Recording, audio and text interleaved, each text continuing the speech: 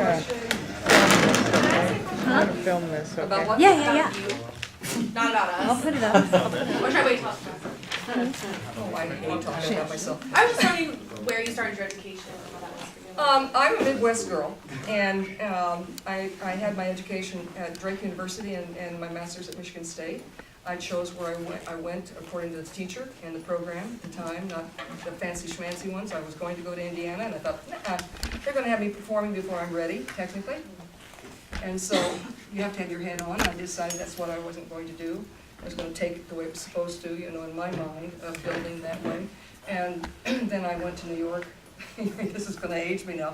I went to New York the fall of '67 and debuted at Town Hall that next May. And I did a lot of concert and recital, and then went to Italy and lived there and debuted there, and came back at the Chigiana in Siena, studied, came back and was a part of the American Opera Center at Juilliard, one of 25 out of the country. And we worked with dance and movement and fencing and all that. And then I got to sing with Leonard Bernstein and all these people doing stuff and things. Stuff like that. But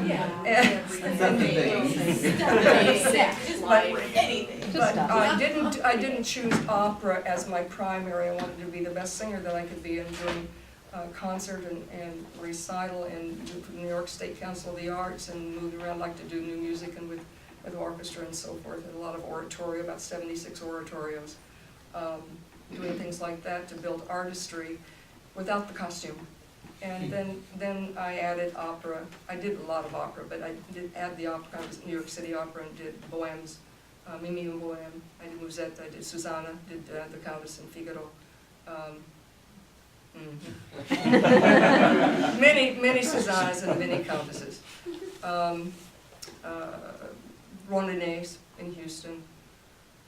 When I met Cheryl was when I took a leave of absence from City Opera. And I always wanted to be teaching as well, and have taught all my life, so I wanted to have that balance. And it was progressing toward the Met and so forth, and they were saying they wanted 5 years, you know, a commitment here and there, and you know, I thought, I've got to figure this out. At the time I was going through a divorce and I needed to have a break from it. So I went out to, chose the school to go to and be part of the voice faculty, and everything. It was at the University of Northern Colorado, and that's where Cheryl was a student of mine when she was doing her master's. What's been your most difficult thing as a performer? In terms of what, honey? On Like an stage obstacle or or something? as a life? As or a career? as a career. The backstage stuff. Okay. I love the onstage and giving to people and so forth, but the backstage garbage, the business of it at all, Okay. is like a garbage pail to me. And that part, I decided I wasn't gonna continue on. I would rather do singing as a part of giving back to the universe, you know, in a teaching way, as opposed to continuing with that. It's hard knocks. I got tired of it being about me all the time. Right, That's primarily it. right. How about in Hit the your spot. vocals, in your learning of your voice, what was the most difficult part for you to learn? What was hard for you to overcome? I always had something that made me grow, and I got mad at it for a while, to be very honest with you, because I thought, this is, why do I have to go through this? I taught junior high right as soon as I finished with my undergraduate, and I've taught all ages. But it was right on the heels of a tonsillectomy, a second tonsillectomy, and I'd had an infection in my adenoids. It was all black in here from the dye where I'd worked. And so I had to start teaching too soon afterwards, and I developed a nodule. So I had to have 3 months in the summer after that teaching. I had to teach a lot with recordings and so forth, and build the program. And then I was going for my master's after that, and I had to have 3 months of silence before going. Total silence. And that's tough on me. It would be hard for me too. So, when I went off to Michigan State, I had a wonderful professor. He was just magnificent and so kind and everything. I couldn't even do my entry, as it were, until a 45-minute kind of 50-minute recital that you have to do as a part of the whole program. and that had to be postponed. But by February of that year, I was doing the Knoxville Summer of 1915 by Samuel Barber with the orchestra, and by May, I was doing Susanna in Figaro. And so then I was kind of the guinea pig for people working with, you know, learning about that.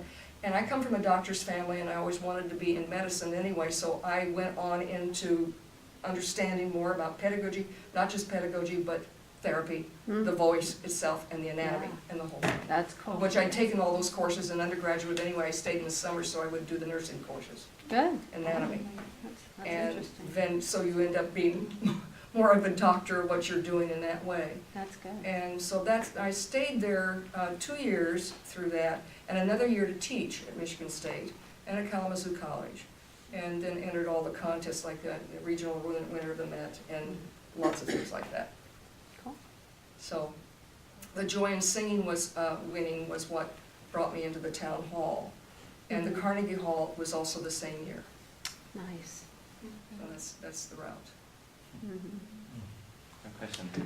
I don't know if there are any songs or pieces that you haven't done, but if you come upon something new, how do you go preparing for that, or if you're going to sing that, how do you start? Well, I'm pretty much retired now, Tico, in Okay. terms of No more singing performances? professionally. No, I mean, I'll do things as an example here and there, but no, I'm letting myself off the hook. I'll be 73 in June, so I decide this is not really what I need to be doing, is putting myself in a position to keep up with my standards. That's my bugaboo, Yeah. see, the perfectionism there. So I'm not doing all the big, I'm very much a Mozart person and very much a Puccini person, but I'm not going to be putting myself into those big roles all the time, except, you know, when it's about you. When it's about you, I'll do it. When it's about me, I won't. Mhm. That's what it is. But what interests me a lot is new compositions, actually, and things that have dramatic meaning. Mozart is always what keeps me disciplined. And it is also the teacher of good music theater, oddly enough. So, with the recitative and so forth. And that's honestly, when I was doing the Mozart, was when I was learning the most about how to voice things cleanly through here, so that you get the subret, it's all there, instead of all muddled up. Very clean. So that's what taught me a whole lot about that. And if I'd been in a different era, I think I would have done a lot of crossover too, because, to be very honest with you, I'm kind of a ham on stage, so. I have a question. There's so many little body parts to think about, little details, right? No And kidding. And there's, about 100 different things that need to engage, and there's about 100 different things that need to relax. And so I guess I'm curious how you sort of simplify that in your mind, so you're not thinking about 200 things, but you just kind of have this flow and it happens. Well, I'm going to share with you that I was definitely in a slow group. I thought, because it took me Right about there. 3 years to put things together. Once I was singing professionally and everything, my teacher when I was a professional was Eleanor Stieber. I could see everything, and just like you all, you can mentalize, you can get it all in your left brain. And so, as kind as she was to me, she just slammed her fist down one day on the piano and said, "What are you doing there? Look in the mirror, look what you're doing." All this stuff. And I thought, oh my God. I said, well, I'm just trying to do what you're saying to do. Does it sound familiar? Do it my best. And oh my gosh, and it devastated me. You almost burst into tears. Here you are, and it's like, what? Well, that is what we do with the left brain when we try to manufacture exactly what we see Mhm. and manipulate the parts to do the whole. Then I thought, okay, I want to know what I'm doing. I'll see everything. It's about learning breath management and knowing everything about how to go on the breath. If I'd known that as a younger person, it's called, in the terms of Lamperti and back in Mozart's time, montare il fiato. It's the mounting of the breath, and it's working with the lineup for bel canto, all the way from your source down here through the balance beam of the diaphragmatic area and lined up all the way through behind that hard palate all the way through the tall crown. And if you stay with that, it comes into its purity, and you're always working with beautiful tone and ping and ring, so that there's a sense of overlying ring and underlying pulse. Now you're going against the grain nowadays because it's not called for that much, and there's a lot of barking on the operatic stage as well as on the Broadway stage. So I feel like a salmon swimming upstream sometime. But in answer to your question, I understood open-eyed meditation. I wasn't patient enough to be in a meditative state, to even yoga that. I was still in my brain, always perfection, perfection, perfection. I know how to figure this out, I can do it. But when it came to having it find me, it was in the consciousness shift, and it was in the allowing of the open-eyed meditative, see it in a bigger picture, which I understood from nature, to allow it to come to me internally to understand, oh my goodness. Then it would leave me, and I would get very upset because I would go right into a manipulation of the muscle, even though I was still singing out there doing things, and say, I had it yesterday, where did it go? It didn't go anywhere. I did. I did. So you have to allow that to be found. You have to be patient, and meticulously I went through every score and everything I ever sang silently. And visualized it in, just like the Olympics. So that you finally knew that then you're an integrated thought. This takes a lot of practice and a lot of years to finally be one integrated thought. What you're thinking here, and have that thought be in your body and in your breath. So it's this mind, breath, body connection. And not trying to do something with your body in order to get the breath going. Having your body be in support of how you're using the breath.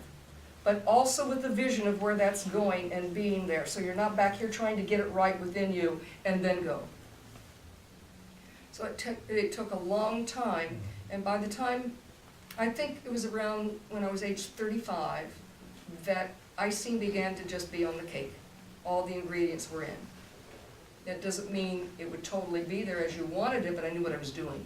It takes time, patience. Did that answer a little bit? Yeah, thank you. So if you're working on letting go of the breath, using more breath, how do you kind of go about that, and how do you know when you're letting too much air go? When you're using the breath from the top, when you're using the breath from behind the palate and pushing it, it makes you think you're using air, and it fools you. It's using the resonant air from the column that hooks up through. This is what we were trying in our Reader's Digest version tonight. We're trying to get that voiced so that it's clean without a leak. Without a leak. It can't have any indentation here, any space and time here. This has got to connect so you don't have any neck anymore. You don't have any mouth anymore. You're using that. You know that you're flapping your lips and you're articulating music, but that's not where anything's going. It's already past it. So that is, you can tell, it's clean, it's well voiced. If we start to push air and we think this is air, it's just that. So that's mouth air. That's extraneous. You're going to have that in the articulation of something when you're saying fantastic, for example. But that's not fantastic. That's not the air we use. It's this air that is already resonating because it's coming through the body that has a resonant vowel in it.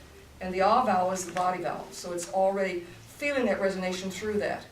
And then over here is the acoustical resonation, and that allows for the overlying, the e, oo, the overtone vowels to help that produce the ring, not produce, I don't want to use that word, because then you're going to try to do it. But it allows for that to give it an acoustical value. So that gives you their quantum physics, while the other is simple physical physics. It goes on and releases into acoustical value. The life of the tone is given by the use of the breath. This is an energy that never stops. It is always there, it's always alive. We may be dead as a doornail physically, but if this is going, everything gets oxygenated and we're awake. And it moves, and it spins. And we learn, it gets to be so much fun because it's like, oh, I can do that, oh, I can do that, and then it gets to go, and then this, and it is magical. It's like, wow. You don't manipulate a crescendo or a pianissimo. There isn't such a thing as making those things happen and get away with it. It inverts the process and you push down and out of the breath. It's always an ascending breath and it's always an up and forward serve.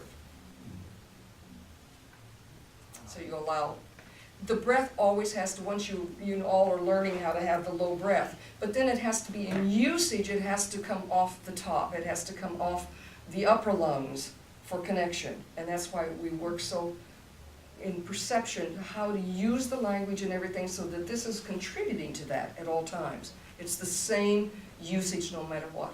I would be exhausted vocally if I went through this many hours a day, if I didn't naturally work at that. That's why it took me a while. It had to set in. It had to be there all the time, and I had to be aware of it, how I was speaking, because I have a naturally low speaking voice for a lyric soprano. So, you know, it's how we speak. This is what creates problems with, I end up with vocal therapy people coming in because they have a nodule or they have a polyp or something else. Maybe they are singing in the wrong Fach, the wrong literature, or they're speaking incorrectly. I have 2 questions now. Just two? Maybe more. She's already had me yakking at her.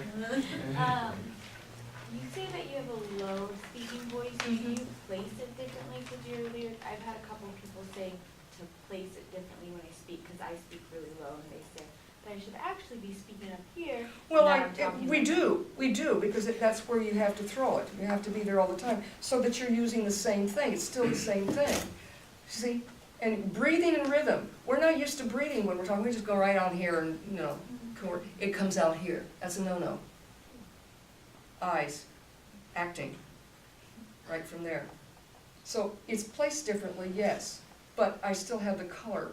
But your pitch isn't raised. You just No. put it in it. Okay. Bingo. Okay. Bingo. It lifts it over, so you still have the color, but you have the overtone now, and you're speaking here instead of here. Okay. So whenever you get tired, you don't suddenly do this now. See, I can do that too, but I would be in deep dew at the end of the day. Get it? Yeah. Did you have a second I question? do. How do you go about singing in another language if you don't actually speak that language? Elucidate. Like, see, I don't really know. I guess I was singing a French song. I'll just use that example. But a lot of things are missing from it, and I don't actually speak French, so I wouldn't even know where to start. Where the vowel is. Okay. Where the vowel is. Pierre Bernac, if you run into any of his books, he worked with us at Juilliard, and he said one of the things I was doing too much what you would do in speech, because at that time I spoke French quite fluently. I haven't been using it lately, so I'm a little rusty, but it almost sounded like a chanteuse in a way, because I had that palatal R and that whole thing. And he said, you've got to ride the cusp, you've got to ride the precipice. It's the beginning of the vowel. It's where that's the placement thing that it helps too. So it's energy to energy. Nothing ever comes to a destination or attaches to it. It's right here. And that's energy in between. It's like a cushion in between each vertebra. It's there. Zzz. There. Same thing with the Italian. You have to know what the vowel is. It's got to be in its purest form. And then all the other around it is at that level. Our English is the hardest, because we seldom find the vowel that sustains the word. We have distorted vowels. You know, kind of a thing. Our L's are back. Everything wants to go back. Everything needs to be rolling forward. Liquid consonants, so that it's constantly propelling the vowel and the vowel is constantly voicing the consonant. Liquidity. You know, nightly news. Nightly news. Use it. Ascending, descending diphthongs. You don't sustain on the diphthong. You use it to ally. And there's French allies as well, constantly allying. The Italian, again, it's very easy to get into our dropped vowel, which darkens it. And then we're not using this space. We end up going down on it. So the use of the language is very helpful in keeping this perpetuated. Spin. I was wondering, do you have a daily meditative practice? A daily what, sweetie? Meditative practice you do? Yes, I have a come to meeting with myself every morning. How important do you think that is And every night. I have as to- I an have- artist to have a daily meditative practice? I think it's very important. I think it's very important in whatever one believes in. I'm very spiritual. I don't, once you're raised one way or one another, but I'm very spiritual. I'm not what I would call hooked up to one denomination or anything. It's just that I really believe in everything coming through the higher self and what's beyond me. And I have to have that balance. And I have to arrive in its purest form of truth every time I go, and I have to be in there, otherwise you could go ahead and jump in and jump on that horse and the horse isn't there, you know? You want so much to give, and I've always been ahead of myself in that. I want to give, but you have to be so in your space and in that place of truth to arrive at that, so you listen well. And you listen to the truth of the individual who is there. You listen to the truth of that resonance. So then that way you're helping that, it's a multiplicity of levels. And however one does it, yes, I believe it. And yoga helps me a great deal in terms of feeling that coming into the body and so forth. But otherwise we just race. We just race and chase. And we can have this pop in and say, wow, I was fantastic that day, and we think we have it. But it hasn't been owned. This is the only way we can get ownership. Inhabit, the minute you start to come out, step back in, 2-3 paces and say, ah, there's clarity. There's clarity. We're so left brain oriented. That's the P size. We have to understand the right side as balance, and there's your connection to higher self. Thank you. You're welcome. My goodness, you're knowing more about me than I do. We've all been looking forward to having you so much. Well, thank you. Thank you so much for having me. You've been great.